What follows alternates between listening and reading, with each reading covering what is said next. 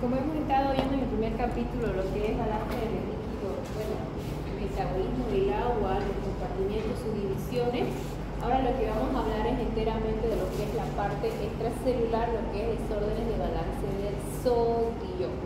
Comprendimos que el sodio es un electrolito netamente intra o extra. Extracelular. Si es extracelular, ¿cuántos compartimientos tiene? Extracelular, ¿cuántos compartimientos tiene? Tres. ¿Cuáles?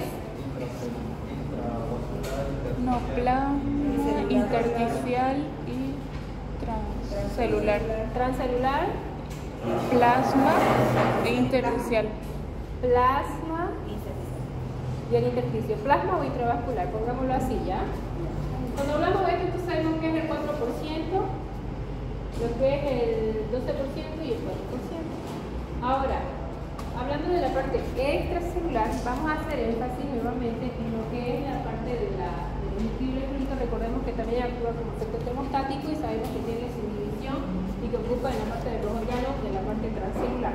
Ahora, nótese que estos líquidos donde está presente el sodio va a tener una acción donde va a producir un arrastre osmótico, ¿cierto? Ahora, ¿quiénes desencadenan la despolarización nerviosa? Fisiología. Calcio. ¿Y el otro que lo asocia? Sodio. El otro que lo asocia, electrolito. Potasio relaja, calcio y sodio contraen, ¿cierto? Entonces nótese la diferencia de cuando tenemos un estado de hiper o hiponatremia. Si yo tengo un estado de hipernatremia me puede desatar en una convulsión. Si tengo un estado de hiponatremia me puede desatar en una parálisis, ¿no ves? Porque no hay estimulación nerviosa. Si ya vamos asociando la parte del conocimiento. Ahora, vamos a ver que la regulación del balance de sodio, y si me acelero, por favor, me dicen que vaya despacio ya. Ocupa parte de 2/3 de lo que es el agua, de la parte agua extracelular, 2/3, ¿cierto? Pero ese 1/3 o ese 7% viene a corresponder lo que es proteínas y los lípidos, ¿ya? Ahora, nosotros tenemos que hacer una diferencia de concentración en lo que el sodio sabemos que es extracelular, y donde vaya el sodio, con el sodio va el agua, ¿cierto? 95% está afuera y 5% es netamente intracelular. No olvidemos que en relación en agua del sodio y del potasio, 40% es potasio intracelular, y ese potasio que está dentro de la célula, hay un 5% del total de sodio que está presente en la célula porque tiene que mantener constante la presión de agua de la célula, ¿cierto? Eso es el capítulo. En este capítulo tenemos que tomar en cuenta que el sodio también va a ser parte del intersticio, parte del plasma y parte del transcelular. Haciendo una relación y tomando en cuenta que esto puede hacer la célula alrededor del intersticio y alrededor de la parte intravascular del agua, no te de que va a haber un arrastre, ¿no? Pero el agua no necesita de un cotransportador para pasarse de un lado al otro, solamente concentración de sólido. Donde vaya el grupo, el agua también va por medio de la sola. Ahora, nos recuerden de que teníamos la glucosa y la urea que también tenían la misma acción. 90% del arrastre de agua o la presión osmótica lo realizaba el sodio y 10% lo realizaba la glicina y la urea, dicho en el primer capítulo. ¿Sí? Ahora, ¿qué está diciendo esto? Con la ley de Frank-Starling está hablando de lo que es la parte del retorno venoso o la parte de la redistribución del volumen. Lo que está haciendo una constante de que la barrera a través del cual ocurre esto es a través del endotelio capilar, ¿cierto? Pero este endotelio capilar está dado por el movimiento de presión, de diferencia de presión, tanto que puede haber de la concentración del plasma como de la presión del intersticio. Entonces, nos está diciendo de que a donde haya mayor concentración va a haber mayor concentración de agua. Ahora, nótese también de que tenemos dos presiones diferentes, lo que es la presión osmótica y lo que es la presión coloidosmótica.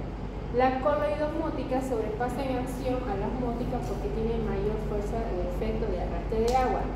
Y entre ellas la proteína más importante es la albúmina, que maneja el 80% de la presión coloidosmótica. ¿Y la albúmina anda en el intersticio? No, anda ¿dónde? ¿En qué espacio del extracelular de los tres espacios abarca la presión? En la parte de la circulación, la parte del plasma, la parte intravascular, ¿cierto?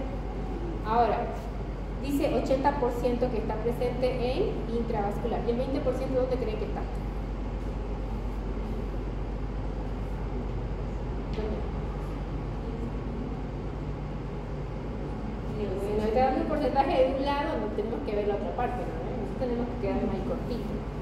Nótese de que si yo tengo una baja de concentración de albúmina, ¿hacia dónde se va el agua cuando no hay albúmina que haga efecto oncótico? Al intersticio. Al intersticio. Entonces el 20% está presente como red o como estructura histológica componiendo lo que es la proteína presente en el intersticio.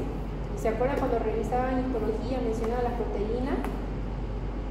Ya van a repasar como ustedes quieran. Entonces, ahí está el 20% restante. Por ende, si baja la presión oncótica de lo que es la parte intravascular, automáticamente esa agua se va a pasar al intersticio, traducido en edema. Edema en cualquier tejido. ¿Ya? Ahora, ese cambio de presión que se está dando, que se está viendo, se va a dar principalmente por los grados de concentración en la expresión de la eliminación de sal, dado principalmente por el cortisol. ¿Por qué? Porque está manejando un ritmo circadiano. ¿Qué quiere decir? Que el cortisol, ¿qué hace? Se libera mayormente durante el día, se metaboliza, se da toda la formación de todas las secreciones de hormonas, de proteínas, de funciones de combinación, de enzimas digestivas, y cuando llega la noche cede la función y baja y automáticamente la excreción también se reduce, la excreción de sal. Por eso es que a los hipertensos que consumen demasiada sal se le dice baje el consumo de sal, porque mientras más sal, más retención de agua, ¿lo ves?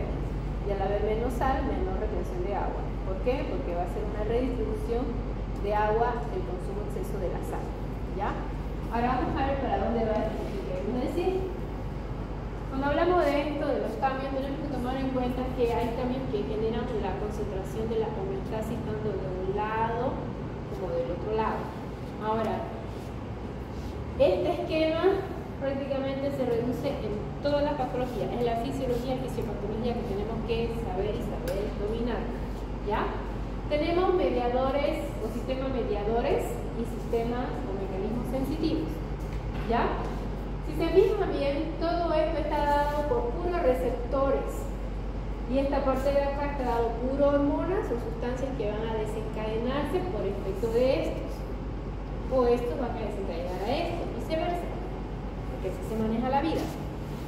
Entonces, cuando queremos hablar, por ejemplo, yo empiezo hablando de los mecanismos sensitivos. Cuando tenemos receptores de volumen intratorácico, nos está diciendo la cantidad de volumen que está manejando la parte intratorácica.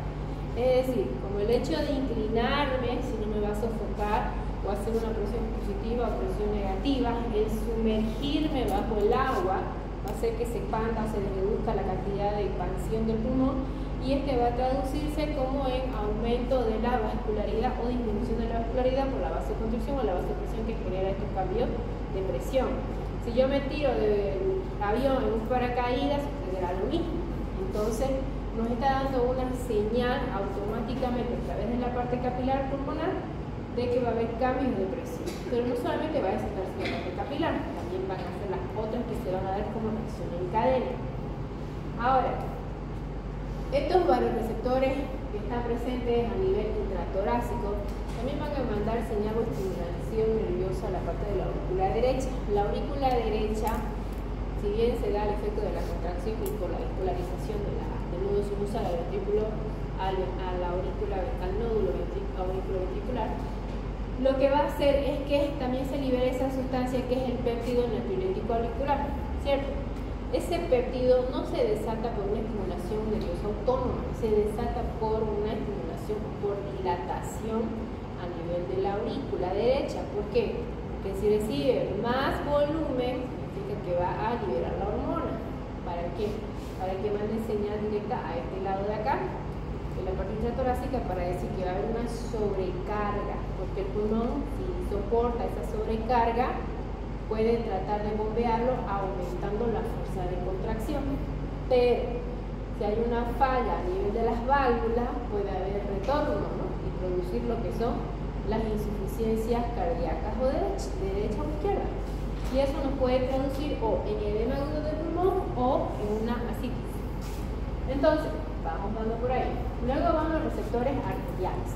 Luego los receptores arteriales que vamos partiendo, fíjense, de la parte pulmonar, la parte del corazón, y ahora nos vamos a la parte de lo que viene a ser la aorta o la parte de la lesiones cartílagos.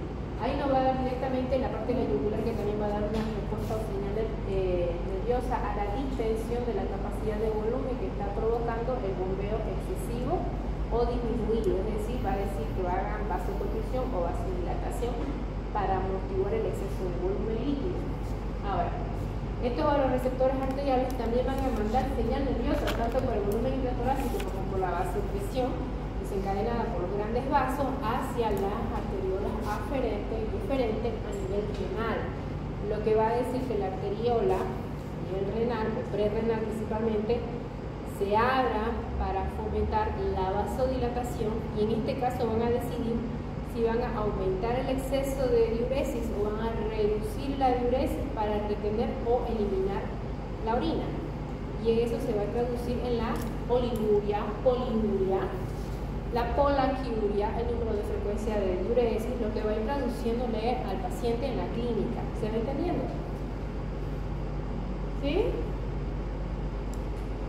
¿No? Tengo una cara de perdido de todo. Luego tenemos los volúmenes de los receptores neurofinales. O sea, todo es una señal nerviosa. Parte del pulmón se va del corazón manda señal nerviosa a todo el sistema, manda a la parte renal, del riñón manda señal, una parte, no olvidemos que tenemos el sistema renina y testosterona, participa el pulmón, el riñón y el hígado, ¿ves? Bueno, y esta señal nerviosa que se va a dar de estímulo, también van a mandar señal nerviosa a la parte de la cadena prevertebral, ¿sí? Esto a través del plexo celíaco y también a través del plexo aortorrenal. Esa señal nerviosa que se va a desatar de ese plexo también va a mandar señal nerviosa hacia la parte del hígado. ¿Por dónde? Por la fibra nerviosa de la Target, donde le va a decir que se da la estimulación, ya sea para aumentar la secreción tanto de enzimas digestivas y permitir la digestión, como también para mandar señal nerviosa al hígado, lo que se va a traducir en algunos pacientes el exceso de volumen, porque el hígado también tiene grandes vasos que va a permitir la vasoconstricción que va a mandar volumen hacia el corazón. Entonces, esa señal nerviosa también cuando es en exceso, porque el hígado creció demasiado por el volumen excesivo que presenta, lastima la cápsula de Gleason, es decir, la bolsita que cubre el hígado, traduciendo como dolor cólico. ¿Entienden? Algo. Ay Dios, ¿no tienes imaginación?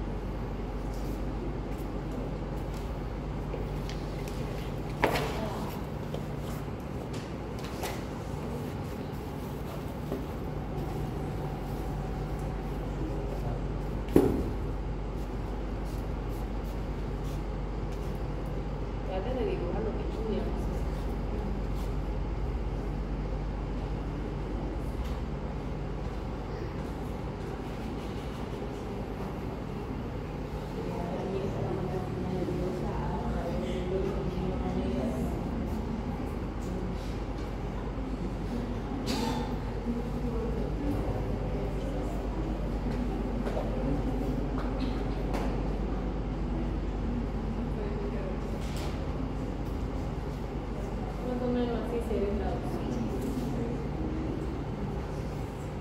¿Ya? Entonces, de los pulmones que mandan señal nerviosa, también van a mandar señal nerviosa por estimulación refleja, porque todo se relaciona, a través de los vasos aortorrenales, para que llegue aquí la señal para hacer que se dé la vasodilatación o la vasoconstricción. Y después de esa, de las aortorrenales, van a mandar señales, porque no olvidemos que tenemos el sistema renina y angiotensina aldosterona, ya que manda señal a través de la circulación a la renina, para que se dé la conversión en vasoconstricción o vasodilatación. ¿Se recuerdan? Por ende, la presión se le sube o se le baja a la persona. Pero esta señal nerviosa que no solamente llega de aquí, también manda señal nerviosa a través de los ganglios prevertebrales hacia toda esta zona de estímulo. ¿Por qué? Porque si yo lo pongo en un esquemita,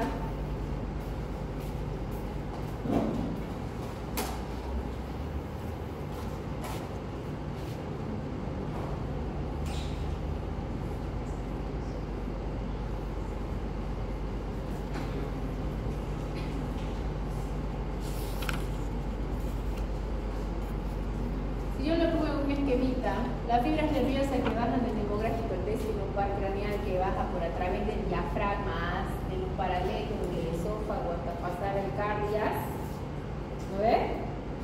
Manda señal nerviosa a toda esta úlcera de acá.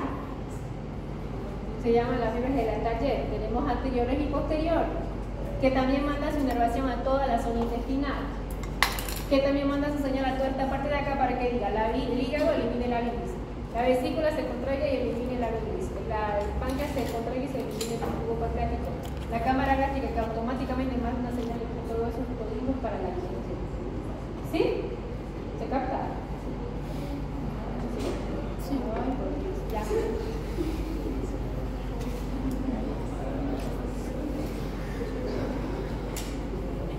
Yo honestamente voy a ser sincera.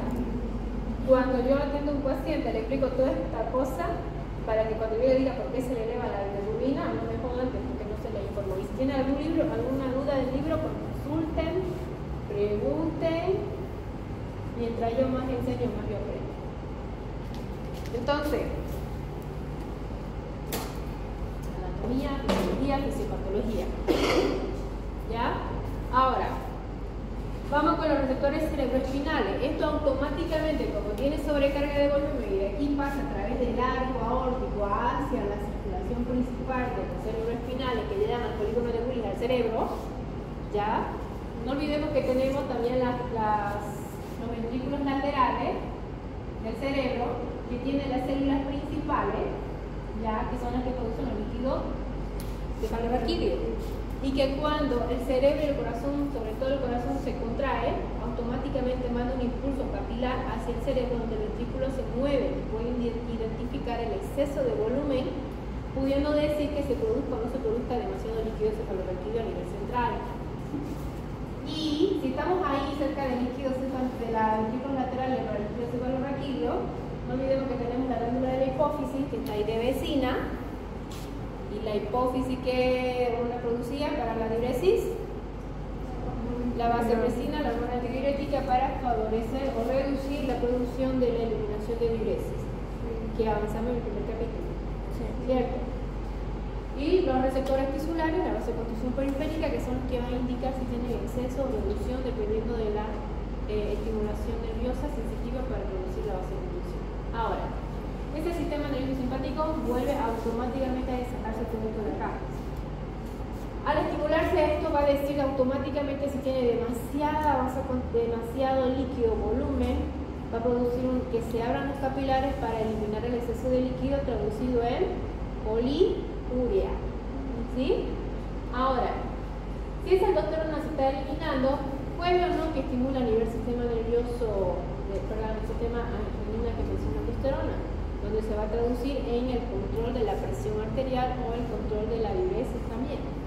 ¿Sí? ¿Por qué? Porque si nosotros revisamos lo que viene a ser principios de la anatomía, sabemos que se desencadena por los receptores AT1 presentes aquí en la parte capilar pulmonar, que si tuviera el paciente neumonía se va a ver alterada la presión, y que por el sistema renina-angiotensina se va a estimular a nivel de la mácula, en la parte del riñón, que si el paciente tiene una infección urinaria va a alterar la presión arterial porque el riñón se está dando afección a nivel de la capilaridad y este va a mandar señal a nivel del hígado. Entonces, tenemos tres órganos principales que si se dañan la presión va a estar sí o sí alterada. ¿Ves? Entonces, paciente con neumonía puede afectar la presión y producir una presión intratorácica aumentada traducido en hipertensión. Paciente con infección urinaria, con una sepsis urinaria, también hipertensión. Paciente con patología cardíaca o problemas hepáticos también se va a traducir en estado de hipertensión o hipotensión dependiendo del efecto y la sepsis que pudiera desatar cada una. Ahora, saben que el hígado tiene funciones diferentes, ¿verdad? De estas funciones diferentes también se va a ver alterada no solamente la parte de los receptores para conversión de la presión arterial, sino también para la formación de energía, almacenamiento de energía, producción de bilis, producción de la parte de la coagulación y mejora o empeoramiento del sistema inmune y del retículo endotelial, es decir, anemia. ¿Sí? Sí. Entonces, son órganos que yo tengo que tener constantemente presente en mi cabeza sabiendo de que se van a afectar sí o sí cualquier foco que se haya dado la infección. ¿Se entiende? Entonces, que también va a estar resaltada por la parte de los receptores cerebroespinales, que si se ven afectados también por el exceso de volumen, se va a ver la alteración de la producción de la hormona antidiurética, porque si tengo exceso de volumen va a producir que produzca más antidiurética o menos antidiurética. Menos. ¿Por qué? Porque lo que queremos es eliminar el exceso. Ahora, se elimina el péptido natriurético auricular, automáticamente liberado por el exceso de volumen a nivel del corazón, va a liberar la parte del sistema de los receptores tisulares, aumentando la parte de la filtración renal, ¿sí? Lo que va a mandar señal a la parte de la diuresis, que se traduce en ¿qué? Eliminación de más de orina o menos de orina. Más de orina, porque tiene exceso de volumen. Ahora, la dopamina, que viene a ser un mecanismo exógeno ante los cambios de volumen, puede ser que se dé una vasodilatación permitiendo mayor permeabilidad capilar para que se pueda eliminar o filtrar la parte del exceso o distribución de volumen. El sistema adenina-calikeína, que también va a actuar a nivel de las prostaglandinas, y estas prostaglandinas que también van a estimular la parte de los ganglios prevertebrales, la liberación de las prostaglandinas renales para la producción o inhibición de la vasoconstricción. Todo proceso inflamatorio me van a hacer dos efectos. Las prostaglandinas, si se liberan a nivel del útero, puede producir contracción. Esa contracción en una embarazada se va a traducir en aborto o pérdida. ¿Sí? Entonces, el proceso inflamatorio tengo que saber si me va a producir vasodilatación o vasoconstricción. ¿Se entiende? ¿No ves? Cuando lleve en fisiopatología, yo lo que tenga avanzando, van a ir notando cuáles son los cambios que se deben de cada uno. Entonces, estos son los mecanismos que van a traducir prácticamente en el control de líquido en lo que se refiere a volumen. Pero, pongámonos en la parte clínica ahora.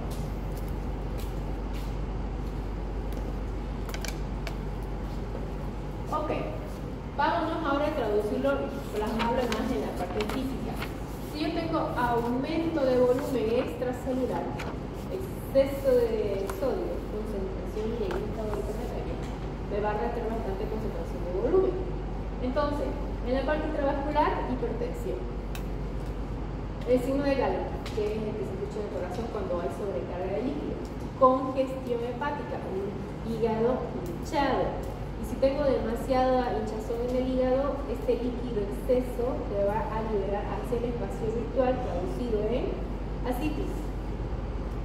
Reflujo hepatoyugular, porque pasa directamente del corazón hacia la yugular y se puede ver lo que es el grado 1, grado 2, grado 3, cuando se ve la circulación yugular del cuello de los pacientes, se nota bastante. El aumento de la presión yugular. Ahora, a nivel de la parte intravascular, producido en disminución del líquido extracelular, son las personas que al incorporarse se marean. ¿No ven? Que viene el síndrome de ortostatismo, aumento de la frecuencia cardíaca, aumenta 15 latidos más por minuto. Si una persona tiene una frecuencia de latido de 80 y se le aumenta a 90, 95, cerca del límite 100, entonces nos está diciendo que tiene falta de volumen líquido. Si yo vengo con un paciente que está deshidratado y le tomo la frecuencia cardíaca, lo primero que se va a notar es que el paciente tiene una taquicardia por una deshidratación. Hay una falta de líquido extracelular, ¿se entiende? Ahora, la hipotensión, es decir, signo de choque cuando hay bajas de presión, es decir, que ya es un exceso, o sea, es en la fase más grave, que más adelante lo voy a mostrar. En la parte del intersticio, aquí tenemos la parte extracelular, obviamente sobrecarga de líquido a nivel de los receptores intratorácicos, en los capilares pulmonares, se va a traducir como ruidos aumentados en la parte pulmonar, llamado también estertores, y si le hacemos una placa radiográfica se va a ver congestivo.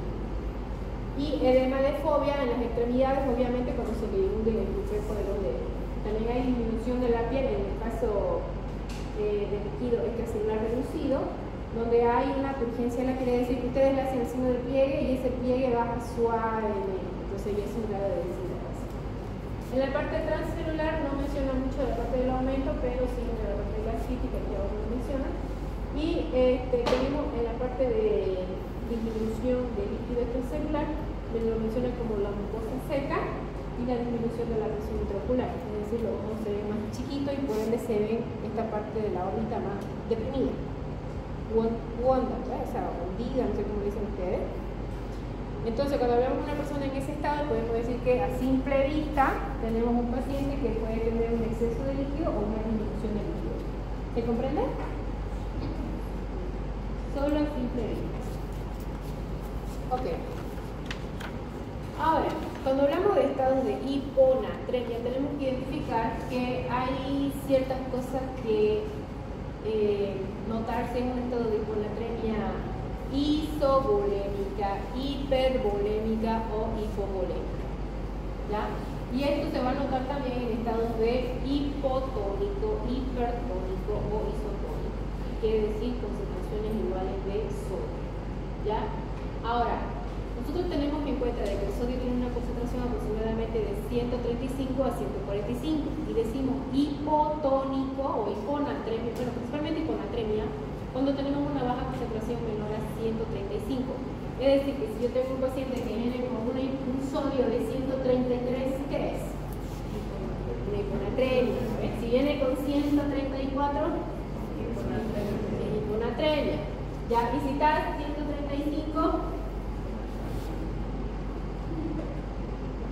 está normal, pero está al límite, o sea que cualquier ratito ese sodio va a bajar. Yo le agrego agua y ese sodio se diluye y se reduce, a menos que le agregue un suero que venga con concentración de sodio para que no se reduzca. Ahora, aquí tenemos que identificar lo que es la hiponatremia para los grados de la osmolaridad sérica en el estado de hidratación del paciente, que más adelante le voy a mostrar la fórmula de cómo vamos a calcular la osmolaridad, pero no sabemos por si lo he anticipado. Por ejemplo, la osmolaridad mide 2 por sodio más la glucosa dividido 18 más la U dividido 2,18. ¿Ya? Esa es la fórmula de la osmolaridad. Esto nos va a decir el grado de hidratación que tiene el paciente, no la corrección. Ojo, no la corrección, solamente el grado de la osmolaridad. ¿Y si se acuerdan cuál era el concepto de la osmolaridad?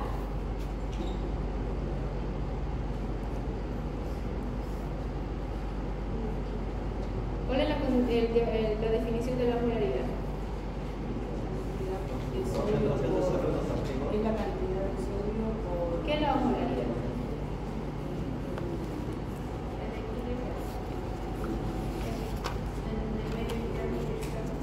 Es la concentración de volumen tanto de un lado al otro y no hay ninguna dificultad en una concentración a la otra, pero no manejan la movilidad de solutos, sino el medio de agua de un lado al otro. Ya. Entonces, cuando vemos esto del estado de hiponatremia, tenemos que ver si es una verdadera hiponatremia hipotónica, pero la vamos a clasificar de acuerdo si es hipotónica, isotónica o hipertónica. La hiponatremia, ¿por qué? Porque hay que definir si es por grado de dilución, si es por grado de concentración o por qué rayo está disminuida. Entonces, cuando decimos, aquí fíjense, la clasifica en hipotónica, la que es hipervolémica, isovolémica o la hipovolémica. Y la isotónica es cuando hay una hiponatremia. ¿Por qué? Porque hay una concentración de agua normal, solo que hay una mayor concentración de otros solutos, como la hiperglicemia o la hiperproteinemia, que reduce la concentración del sodio. Es decir, que hay otra superpoblación, pero no es que esté reducida, sino que otros se han multiplicado por demás.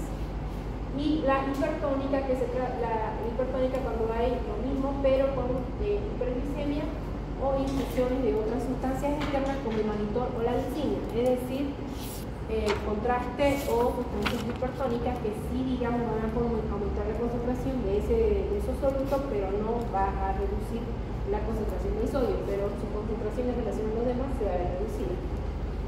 ¿Se comprende? A ver, no sé cómo explicar esto. Es decir, aquí tengo sodio. Por ejemplo, supongamos que yo tengo siempre, supongamos que manejo 4 sodios. Todo el tiempo el plasma maneja 4 sodios. ¿Sí? Pero está diciendo que es una vámonos a la hipertónica. ¿Por qué? Porque está diciendo que hay sodio que es constante y siempre hay una glucosa. O le agrego un mannitol o una glicina. Ya, estos no son frecuentes en la sangre. No son frecuentes.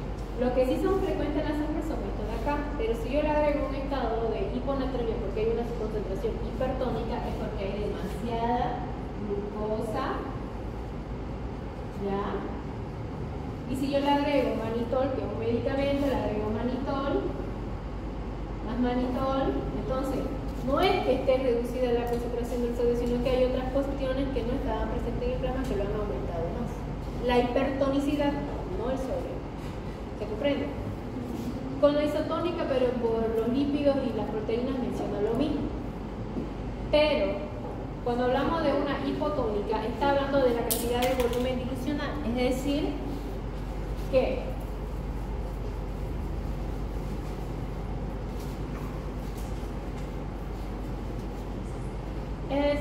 está hablando de una hiponatremia hipervolémica, es decir, que aquí tenemos sodio, pero tiene una hipervolémica, es decir, que aumenta la cantidad adicional. No es que se haya reducido el sodio, sino que aumentó la cantidad de volumen líquido. ¿Se comprende? Ahora, en la isovolémica está diciendo que hay mayor concentración de agua, mucho más, ¿ya? Pero no es tan excesivo, porque está mencionado como una isovolémica, no tanto como la primera, ¿ya? Y en la tercera está diciendo que hay una reducción real tanto de sodio como de agua.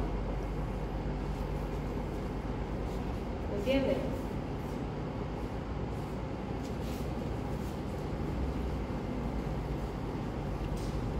Ahora, ¿en qué caso se da esto? Fíjense, lo voy a repetir. Insuficiencia cardíaca, cirrosis, falla renal, solamente la hipervolémica. En la isovolémica está hablando ya del SIA, es decir, el síndrome de secreción inapropiada de hormona antidiurética, es decir, de que la antidiurética se está hiperproduciendo y está reteniendo más líquido del debido, o hay deficiencia a nivel de la parte de los corticoides, de que el cortisol está trabajando por demás, diciéndole que trabajan los demás también, y o el estado de hipotiroidismo. En la tercera, que es la hipovolémica, ya viene a ser porque hay un déficit renal, es decir, una mayor pérdida de diuresis, ya un problema renal. Doctora, ¿puedo hablar un poquito más lento, por favor? Perdón, te dije que me avise. ¿Ya?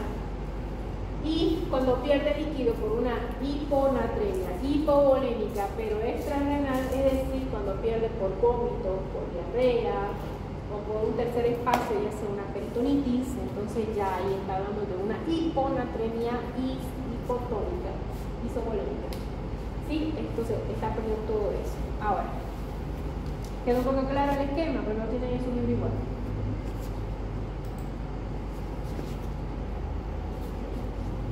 Ahora, repitiendo lo mismo, pero esta vez nos vamos a la parte isotónica, es decir, cuando hay un sodio que está supuestamente bajo, pero la concentración de soluto se mantiene. ¿Pero por qué? Porque hay una concentración aumentada de lípidos y de proteínas.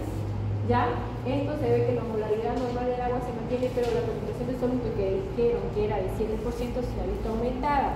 Por ende le piden al paciente perfil lipídico y la glicemia se ve y la grasa se ve elevada, los triglicéridos, los fosfolípidos, la LDL, la VDL, la HDL, ¿no ven? Entonces se van a ver aumentados. Y obviamente aquí no deben recibir tratamiento electrolítico, sino que hay que corregir la causa, es decir, bajarlo con otro tipo de tratamiento. No necesita hidratarse, ¿ya? En cambio, en el estado de la hipertónica, prácticamente la osmolaridad puede estar un poco más aumentada, ¿ya? Pero porque hay otros solutos u otras sustancias que aumenta la concentración de ese soluto, haciendo que el sodio se vea reducida, pero no porque está diluida, sino porque hay otras sustancias sólidas que están haciendo ese efecto. ¿Sí? Prácticamente va a generar otra fuerza de atracción. Y aquí entra mucho lo que es el manitol y los contrastes, que es la glicina o la sustancia radiopática, que casi una de esas me mata, por cierto. Entonces, es importante saber que cuando vayan a medicar a una persona, sepan que tienen cierta reacción, ¿no? Entonces, lo que se quiere acá prácticamente es porque el sodio se ve diluido, porque hay otras sustancias que lo están produciendo en la rata. Prácticamente aquí sí el tratamiento viene a ser hidratación, y una hidratación con efecto que haga contrapunta del efecto de la sustancia. aquí en la hipotónica isovolémica por exceso de agua. Vamos aquí a tomar un poquito una pausa. Si en el momento de que hay una hiponatremia hipotónica isovolémica, se vio que era por la isovolémica, porque hay un exceso de la producción de la hormona antidiurética por el CIAT, o porque hay tratamiento que le dan a los pacientes que hace que actúe a nivel central, sobre todo en los pacientes que manejan psiquiátrico o neurológico, donde se puede dar un daño mayor y producir una dilución, haciendo que se reduzca el sodio y manifestando como clínica en los pacientes, ¿sí? Y esto se va a dar porque la osmolaridad se va a ver un poco más alterada. Aquí podemos ver en qué patología se da lo que es la polidipsia psicótica, lo que toma agua en exceso, el CIA, el hipotiroidismo, la disminución del síndrome renal, el déficit de glucocorticoide, estados de ansiedad, el estrés, el neurocitosis, el hipercardio. ¿Por qué? Porque casualmente, no sé si los neuros toman esto mucho en cuenta a la hora de medicar y los psiquiatras también, de que cuando dan un efecto para calmar o relajar al paciente, no se dan cuenta de que le están haciendo un daño subconsciente por debajo. Entonces se va a manifestar en clínica en el paciente y el efecto no va a ser inmediato, sino que va a repercutir a la larga. Entonces es importante saber qué medicaciones estás manejando. Ahora, aquí en estado de hiponatremia isovolémica hipotónica, podemos ver a los pacientes como los que beben cerveza, ¿sí? Han visto los borrachos cómo pierden el estado de la conciencia central, se ponen desinhibidos en la parte motora, tienen movilizaciones tórpidas y deambulación incoherente, ¿no ven cómo ustedes saben verse? Entonces eso es ¿por qué? Porque hay un exceso de líquido que está haciendo que ese líquido se vea aumentado, porque la cerveza, por ejemplo, tiene cebada glucosa para el cerebro, arrastre osmótico, y la glucosa no necesita de un ayudador para pasar de la parte de afuera a la parte de adentro, produciendo edema cerebral. Entonces eso está haciendo una hiponatremia hipotónica isovolémica. ¿Me entienden? Ahora, ¿cómo le hacen tratamiento a un borracho? Le dan suero con solución salina. ¿Se entiende? Lo que están haciendo es arrastre osmótico. Si la glucosa no tiene ningún problema para meterse a la célula, aquí tenemos la glucosa. ¿Lo ven? Se mete la glucosa directamente. Junto con la glucosa se va el agua, haciendo que la célula se rematice. Y el estado de sodio, que supuestamente se veía concentrado, se ve reducido. ¿Por qué? Porque hay una mayor concentración del otro, ¿no ven? Entonces, ¿cómo lo reduzco aquí? Le meto más sodio, haciendo que ese sodio se vea a mayor concentración, haciendo arrastre osmótico, traigo agua para afuera, la glucosa que se queda adentro no me interesa, y se viene el agua hacia afuera. Por ende, los pacientes, ¿cuánto de los borrachines se ponen orinones? ¿Sí o no? Ingieren harta cantidad de agua después de haber bebido toda la noche y botan harta diuresis, ¿sí o no? Porque están produciendo ese efecto. ¿Se entiende ahora? ¿Sí? Bueno, ya saben cómo tratar el bien. Doctora, pero la glucosa para entrar a la célula no necesitaba insulina. Sí, pero la glucosa, ¿cuál es su mayor efecto? 10% lo maneja la presión osmótica. A donde vaya la concentración de azúcar. ¿Y de qué se alimenta el cerebro? De oxígeno y de... Entonces, ¿dónde está la insulina? La capta rápido el cerebro, no la parte del vaquecito. ¿Se entiende? Ahora, en los estados de hiponatremia hipotónica, hipervolémica, estamos hablando nuevamente de las patologías que acabamos de mencionar. Insuficiencia cardíaca, insuficiencia renal, ya está repetido. Entonces sabemos que se va a traducir en edema, ascitis, derrames pleurales, derrames pericárdicos y hasta por último úlceras en los pacientes de miembros inferiores, porque la circulación se va a ver afectada por el exceso de líquido. Entonces, también disminución de las causas aquí que se van a desatar es porque hay una reducción de la presión oncótica, pacientes desnutridos crónicos, cardiópatas, aumento de la presión hidrostática por aumento de volumen, aumento de la permeabilidad capilar por el exceso de volumen y la obstrucción de líquido del infarto, sobre todo en estos pacientes cuando se va a un edema. Entonces, en estos casos de tratamiento hay que controlar la patología que la causa, ¿no? Ahora, en este tipo de condiciones tenemos que ver qué tratamiento podemos ver. Por ejemplo, en los pacientes, una vez identificado, vemos el clenas de creatinina, que es la función renal, para definir el grado de función o falla renal que tiene el paciente, para saber hidratar y medicar. Porque cuando ustedes llevan farmacología, ¿están llevando? Van a ver que dice dosis renal, dosis hepática, dosis normal. ¿No ven? Entonces, yo tengo que pensar, tengo un paciente que tiene falla renal, pero que no sabe cuál es la dosis renal, porque no lo voy a medicar, no lo voy a dar a un nefrótico. Entonces, aquí tenemos que identificar en qué grado se encuentra el paciente. 1, 2, aquí podemos definir en el síndrome nefrítico, sobre todo, nefrótico, si tiene pérdida o no de proteínas. ¿Es normal que la orina se elimine proteínas? No. ¿Por qué no?